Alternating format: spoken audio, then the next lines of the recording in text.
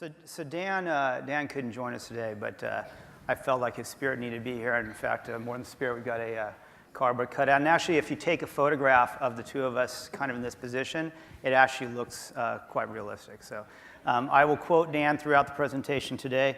As Bill mentioned, I'm Eric Freitag, and I'm the Director of Engineering Services. I head up the healthcare initiative at Smart Design, which is basically taking all the things we've been good at in terms of user-centered design over the last 30 years and applying it to the healthcare industry.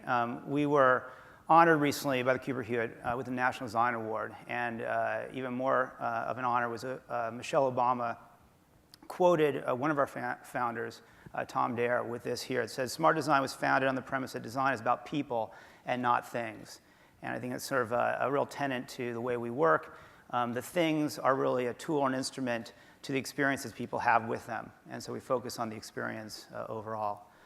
We have a number of different points of view at Smart, thinking topics, one of which is this idea of hospital to home. It's a macro movement we're a part of right now. Hospital care, healthcare is moving out of the hospital environment, moving in the home, which means the people that are using the devices, the tools, the instruments, the services are not your trained healthcare professional. They're actually could be the granddaughter, 9-year-old granddaughter trying to run a dialysis machine. So with that in mind, how do we design things that are more appropriate for this new healthcare environment? We were very privileged over the last 20 years to work with a great brand. We helped build the brand from scratch, the OXO brand. It's the black-handled potato peeler guys. We do a lot of work with them every year. And UCB, which is a relatively small pharmaceutical company based out of Europe, came to us, collectively, OXO and Smart Design, because they had this new medication called Cimzia, which had all of these patient benefits. It was less injection site irritation. It lasted longer. Patients only had to inject once a month instead of once a week. And they were a very patient-centric company. When we spoke to them, they talked a lot about how they help children with epilepsy, et cetera. And so it was a good fit to work with UCB on this new program. What we did was take a look at not just sort of the idea of designing a new syringe for this new medication, but as our friend Dan likes to say, what's the bigger goal here? What's the bigger question? And the bigger question is, how do you help patients take their medication? We did a project a few years ago on medication compliance, and we learned very quickly that while the project started with how do you remind patients to take their meds as if they forget, you quickly learn that people who are taking medication regularly take 14 on average, 14 medications a day. They're very regimented. They have lots of reminders. They put their morning medicine near the coffee maker. So the idea of reminding people to take the medication wasn't really the issue. What really was the issue is when they lay out all of their meds on the table and they have to sort them in their little boxes, you know, Monday, Tuesday, Wednesday, AM, PM, sort of thing, they resent the reminder that they're that ill. And so what happens, and as Dan often likes to say, again, is that this is an emotional issue, not a practical issue. And so how do we solve the emotional issue through design? In this case, the big picture was compliance. How do we help people take their meds? And moreover, this is Arlene and Pat. Arlene has RA. You can see in her hands here the deformation. She actually is unable to inject herself once a week. Pat had to quit his job. He was a truck driver, as the tattoos might indicate. And Pat actually quit his job so he could be home on a more regular basis to help Arlene. So these type of illnesses actually affect people's lives. And if we can help them, if we can help Arlene inject herself, make that a more comfortable experience, make that a physically possible experience, we help the whole family. So this is the bigger goal here. Next. Smart Design, in terms of our process, actually might have, well, I'll just keep going. As part of our process, we talk to real people. Dan often says that we're designing for 6 real people, not some fictitious aggregate. He likes to make the joke that if you're designing a doorway and you design for the average height person, half of us are bonking our heads every day. So if that in mind, we're designing for 6 real people. In this case, there might have been 20 people in our panel. And all of them had RA. This is Mary. Mary was fantastic. In reality, she actually had both hips replaced. She happened to have a good day. This was when we got introduced to this concept of having a good day. RA patients wake up every day, they swing their legs over the bed, and it's the first time they can feel whether it's going to be a good day or a bad day. If we can help them have more good days, we all win. Mary was very quick as we went into her home and we asked her to show us things she liked. Immediately pulls out of the drawer this OXO potato peeler. She has no idea who we are. She has no idea that we are associated with OXO. We've done any work with them. She has no idea that Dan literally designed this thing with a number of other smart people 20 years ago. Right? And she goes on and on about how great this thing is, how it's easy to hold, it's big, she can grip it, she feels it, et cetera. Wouldn't it be great, she says, if that syringe was designed like this? You couldn't pay for the soundbite, right? Part of our process, we analyze tasks, looking for opportunities, moments to design the experience. And this starts from the time the medication is delivered, gets stored in the refrigerator, they stage it, they use it, they have to dispose of it. Where are the moments where we can actually affect things through design? And one thing that Dan is always encouraged to do is think bigger. And so we split this into two sectors. There are cognitive issues, like do I understand how to use a syringe? Yes. There are physical issues. Can I physically use it? In this case, no. I have dexterity limitations. This is a very small instrument. It's not very comfortable. I can't physically depress the plunger. So that becomes part of our design project. You can see Dan there in full form. He is an animated character. He's always challenging us to think. This is a part of our design room, the project bay, where we have lots of sketches, categorizing our ideas. We make a lot of stuff at Smart Design. In this case, we isolated individual features. So there's the flange, there's the plunger, there's the cap removal. We prototype those things, and we go back to the patients, and we ask them to help us. What's working, what's not working? First of all, we realize a lot of our ideas are worse than the baseline. So I actually was contributing to several of those. And we also learn subtle things. And design, a lot of times, is about the subtle things. We saw people grimace when they were pressing down on things that we thought were comfortable. And after we talked to them a little bit, we started to understand that while people with RA's hands are numb, their knuckles have sort of extra fluid in them, essentially, and so they're sort of numb, they're highly sensitized. And the best analogy I have is like Novocaine. Like when you get a shot at Novocaine and you can't feel anything, but it tingles. So people with RA have this tingling sensation. So even though they can't feel big things, they're very sensitive to very small, sharp things.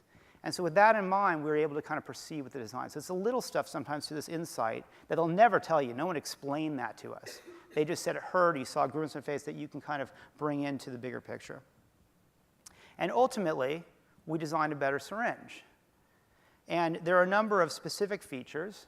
I'm not going to get in all of them, but one of the things is that as we were designing with OXO in mind, we have this great equity of innovation, usefulness, this black rubber as an icon of their brand, never been used in the medical arena before. Here we use it on the plunger pad and that 3-finger flange to provide more stability, more grip.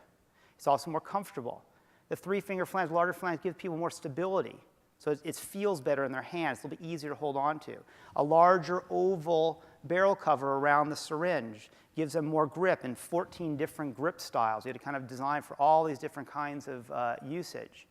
That big ring at the bottom, not only is it iconic, but it allows people to pull it off in like 5 or 6 different ways. They didn't have to pull it off with their teeth anymore.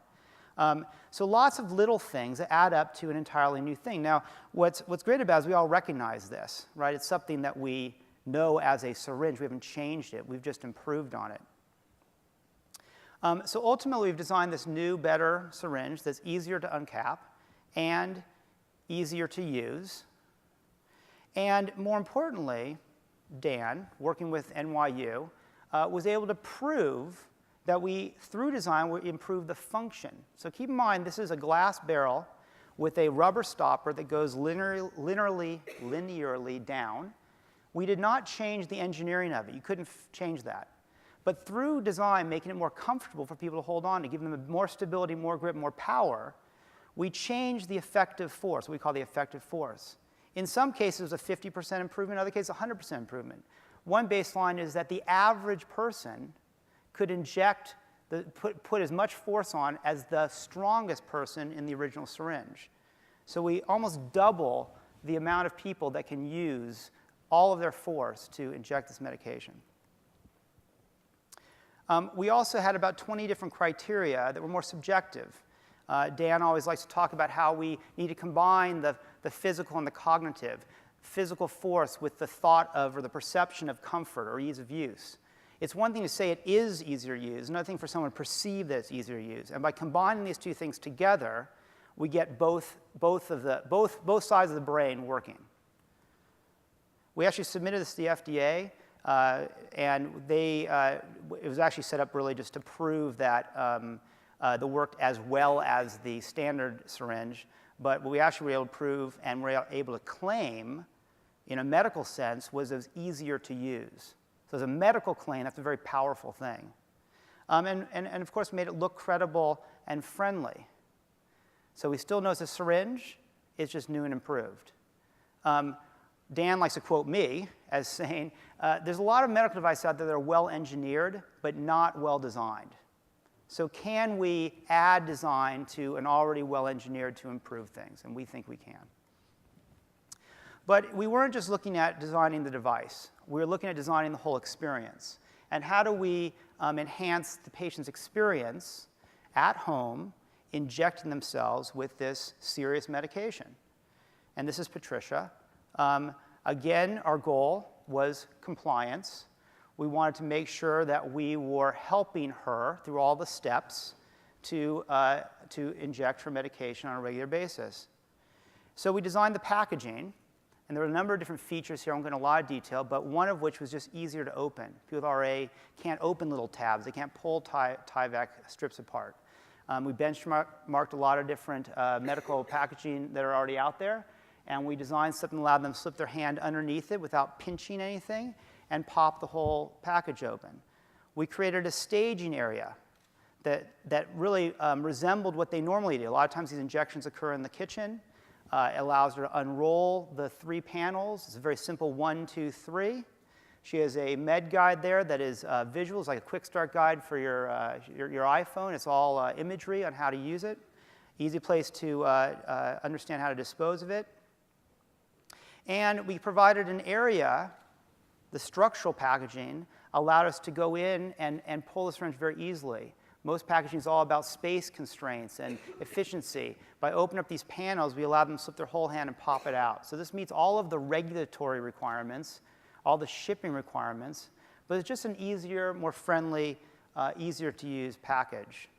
And we didn't lose any of the credibility of medicine. We were still able to maintain, through design, this idea this is a serious medication, but it's just a little bit friendly. It's more appropriate for home use, was sort of the goal. As we look at designing for medical devices, a couple sort of principles that we work on or we learned about. One of which is this idea of if you can change behavior, you can enhance compliance. So again, Dan's always here saying, you know, what's the bigger thing we're trying to do here? We're not designing a device. Dan, we are trying to affect compliance, change behavior. Patients have a lot of stress in their lives.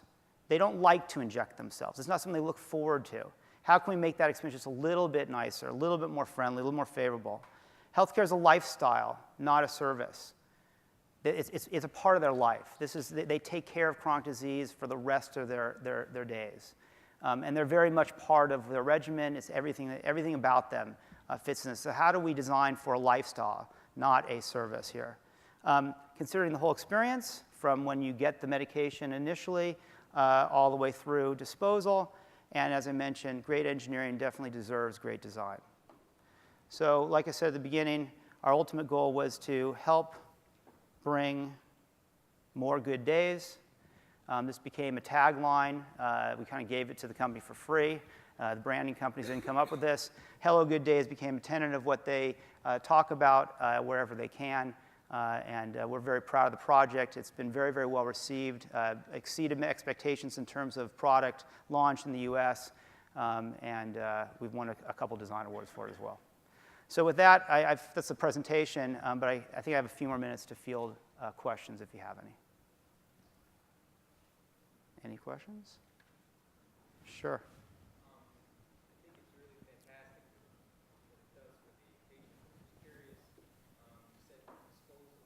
Yes.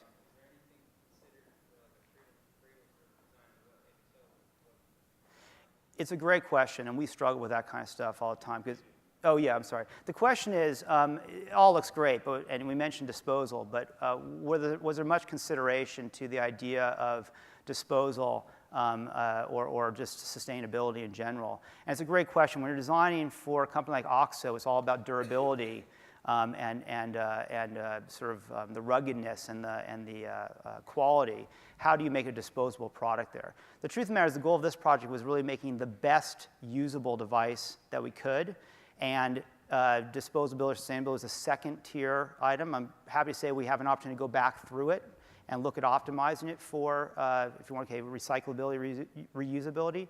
The issue in medicine is all this stuff needs, it's hazardous waste. After it's been used, it all gets incinerated. So we did come up with some ideas around how the company could reclaim the items, incinerate them in energy-generating incinerators, and at least take responsibility for it. But unfortunately, these things are just part of a very large chain of disposables. Any other questions? Okay. One more? I think I have a minute, too.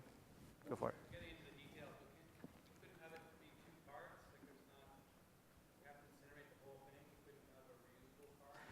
They're all great questions, and maybe in about 2 years' time, I'll be able to answer more clearly. It's unfortunately very complicated.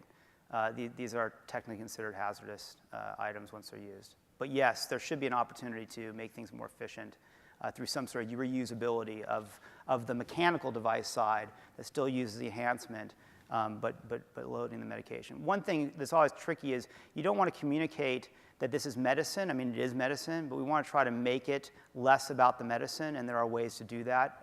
This project wasn't about that in particular. Any other questions?